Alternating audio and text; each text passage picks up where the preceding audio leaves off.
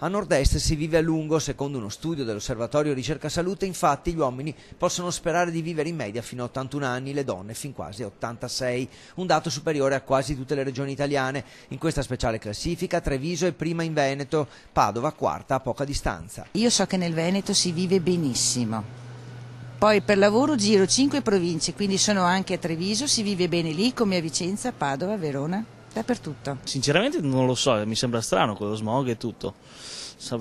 Avremo una dieta più equilibrata. Tra i segreti dei veneti per raggiungere età impensabili fino a 20 anni fa, lo stile di vita sano, la prevenzione e un sistema sanitario che funziona, ma anche il titolo di studio. La laurea si misura in 5 anni di vita e c'è chi è scettico. È un dato buono.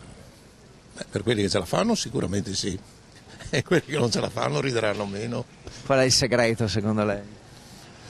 Bisognerebbe capire come hanno fatto a stabilire che si vive fino a 82 anni, perché io sinceramente non ci credo. Se si è in buona salute senz'altro, anche di più, ma se no, no. A Treviso un po' di più, è la prima del Veneto, un po' più vecchi si diventa lì. Sì, a Treviso? Sì. Come mai secondo lei? Sono contenta per i trevigiani, devo dire che avete uno stile di vita abbastanza sano.